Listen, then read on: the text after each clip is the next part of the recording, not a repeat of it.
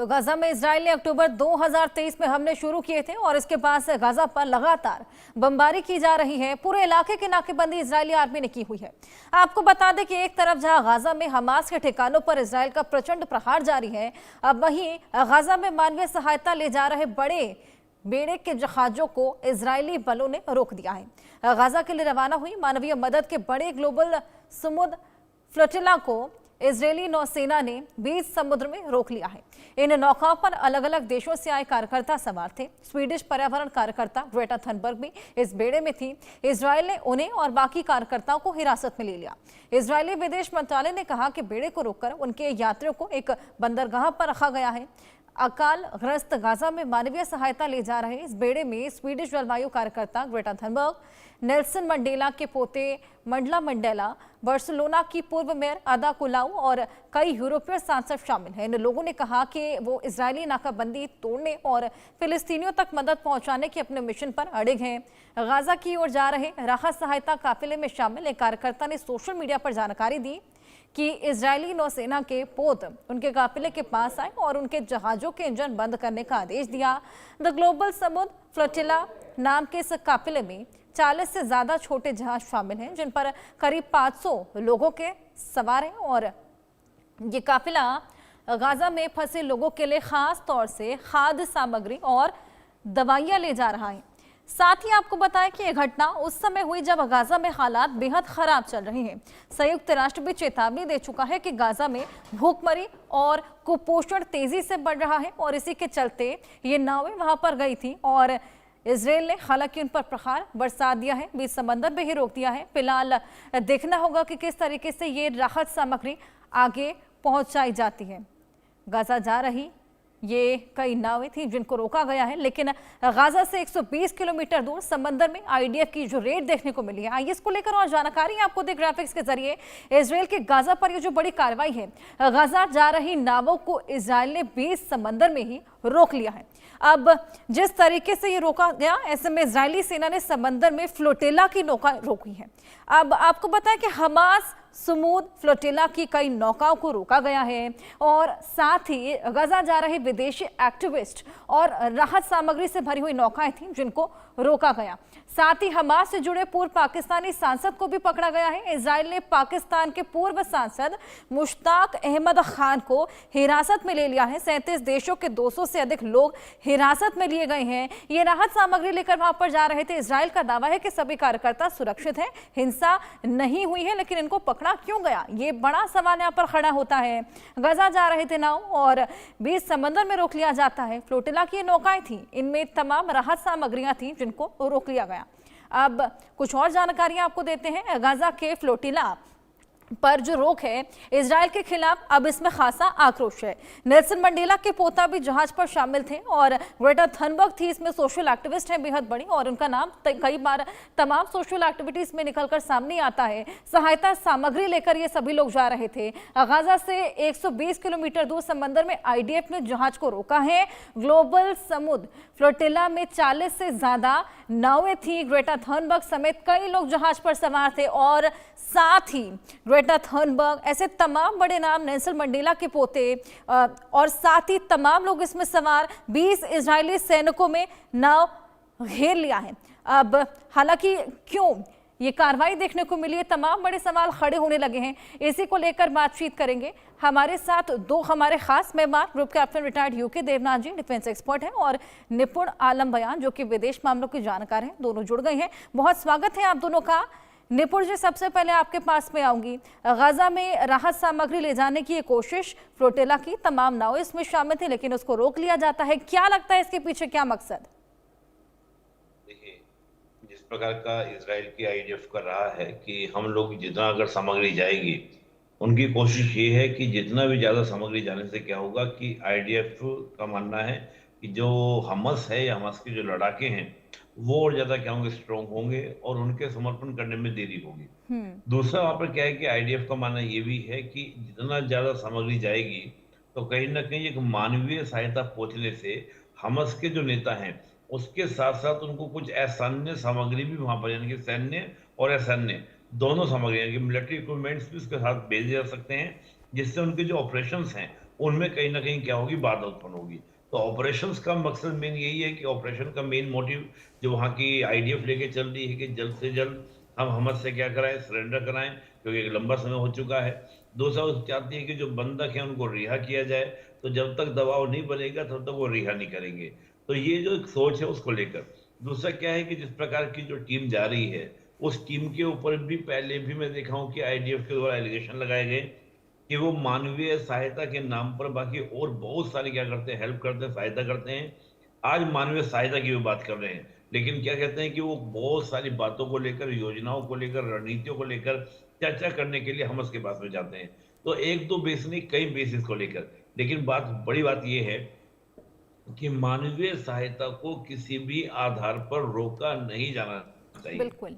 आप ठीक है, आपको ऑपरेशन चलाने हैं, तमाम तरह की चीजें करनी हो आप कीजिए, लेकिन अगर आप मानवीय सहायता को रोकेंगे तो ये युद्ध का एक क्या ना बहुत ही बिगड़ा हुआ स्वरूप हमको देखने को मिलता है कि जब आप ह्यूमनिटी ग्राउंड्स पर भी काम करने को तैयार ना हो, मानवता के ग्राउंड पर भी काम करने को तैयार ना हो, तो मुझे लगता है कि आईडीएफ का इस प्रकार से रोकना ये कहीं ना कहीं यूएन के मानकों के अकॉर्डिंग या अंतर्राष्ट्रीय मानकों के अकॉर्डिंग नहीं है।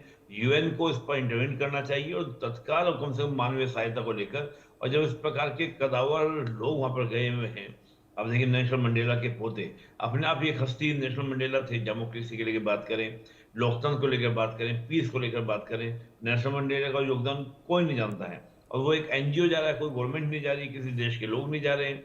तो अगर कोई गैर सरकारी संगठन इस प्रकार की मदद पहुंचा रहा है आपका गाजा के अंदर, यानी कि हमस को लेकर, गाजा को लेकर मेनली कहेंगे हम, तो वहां पर इस प्रकार की मदद को ना पहुंचाना मैं मानता हूँ कहीं ना कहीं अमानवीय है और ये गलत है। आईडीएफ को इस बात पे फोकस करना चाहिए। जी। बिल्कुल, बिल्कुल। और यूके देवनाथ जी, हमने देखा किस तरीके से लगातार आम जनता खासा खामियाजा भुगत रही है, उनकी तरफ कोई ध्यान नहीं दे रहा, कोई मानवीय सहायता उन तक नहीं पहुंचाई जा रही। इस तरह के तमाम सवालात खड़े होते थे और उसी ओर ये एक कोशिश देखने को मिली और उसको भी रोक लिया गया। ये कितना सही? देखिए हर्षा, इसके दो पर्सपेक्टिव हैं। इजराइल जो है वो फील करता है कि राइट टू सेल्फ डिफेंस के तहत वो गाजा को घेर के रखेगा, समुद्र से किसी भी बोट शिप को या धाऊ को आने नहीं देगा। इसीलिए पिछले, अभी की बात नहीं है, दशकों से इजराइल ने किसी भी अनकंट्रोल्ड या अनरजिस्टर्ड वेसल को गाजा के पास आने नहीं दिया। ये इजराइल कहता है कि राइट टू सेल्फ डिफेंस के तहत है। जहां तक इंटरनेशनल कम्युनिटी की बात है, इंटरनेशनल कम्युनिटी जैसे अभी 40 से ज्यादा बोट्स चल रही हैं, 500 से ज्यादा एक्टिविस्ट हैं और ज्यादातर जो एक्टिविस्ट हैं वो ग्रीस, तुर्की, स्पेन,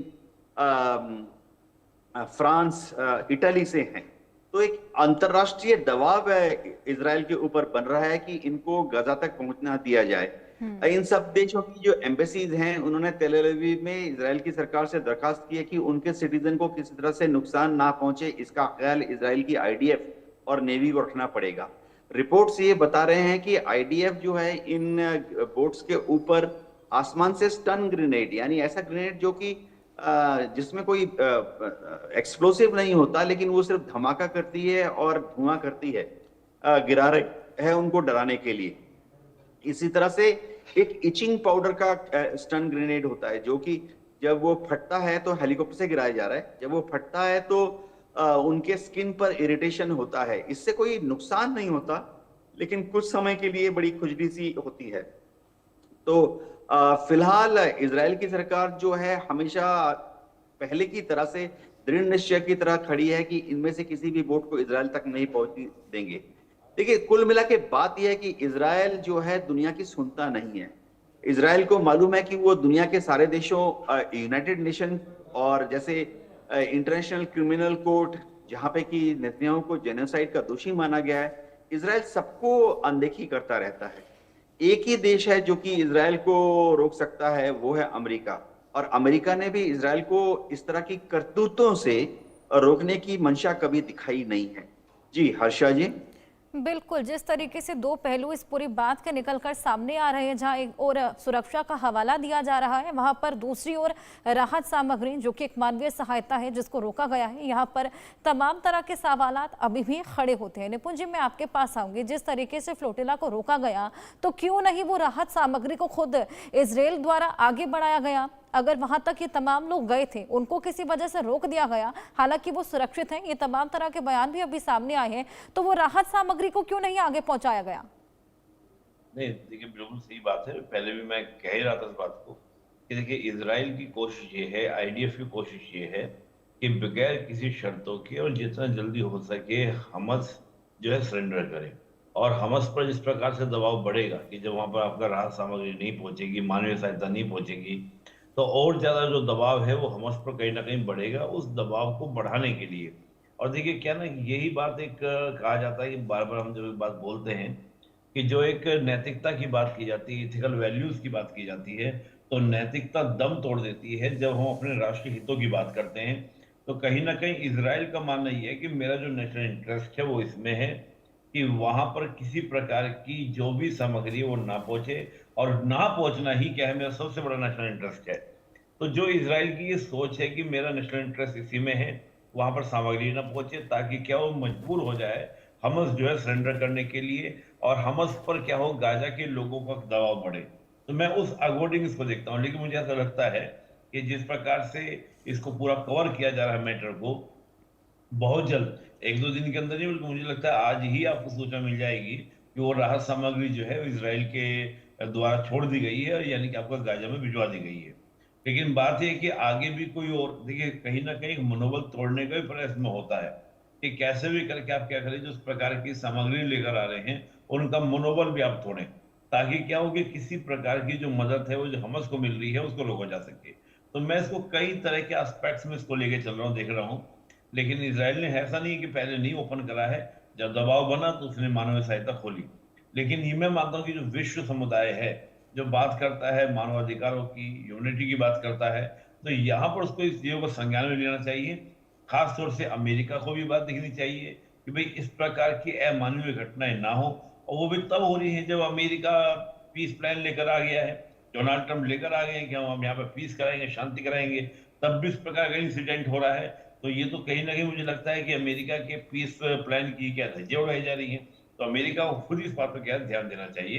तो मुझे लगता है ज्यादा बेटर इसमें होगा और ज्यादा बेटर तरीके से हैंडल ये चीज हो सकती है। बिल्कुल बिल्कुल यूके देवनाथ जी, जिस तरीके से निपुण जी ने भी जिक्र किया, गाजा ने तो पीस प्लान तैयार कर रखा है, 72 घंटे में शांति बहाल होने वाली थी, हालांकि अभी तक वैसी कोई हवा छिड़ती हुई नजर नहीं आ पा रही। जी हाँ हर्षा जी, डोनाल्ड ट्रंप ने एक 20 सूत्रीय सीज फायर प्लान ऑफर किया है, जिसको कि नेतन्याहू ने खुशी खुशी मान लिया है, क्योंकि इन 20 सूत्रीय पॉइंट में ज्यादातर नेतन्याहू के फेवर वाले, यानी इजराइल के सपोर्ट में ही पॉइंट्स हैं। जैसे कि हमास जो है वो हथियार डाल देगा, हमास की जो अभी सीज फायर के बाद जो सरकार बनेगी गजा में, उसमें हमास का कोई भी लीडर नहीं होगा। तो नेतन्याहू ने इस पीस प्लान को मान लिया है, लेकिन हमास जो है इस पीस प्लान को फिलहाल मानना नहीं चाहता, क्योंकि इन 20 में से उसको इन दो चीजों पर, सूत्रों पर ही सबसे ज्यादा असहमति है। एक तो है, हमास कहता है कि हम हथियार तब तक नहीं डालेंगे जब तक कि सीज फायर साइन नहीं हो जाता। दूसरी बात, हमास ये कह रहा है कि गजा में शांति के बाद जो सरकार बनेगी, जाहिर बात है उसमें हमास के जो नुमाइंदे हैं, हमास के जो लीडर हैं, अब ये देखने वाली बात कि ये पीस प्लान कब तक लागू होता है, ये राहत सामग्री कब तक आम जनता तक पहुंचती है।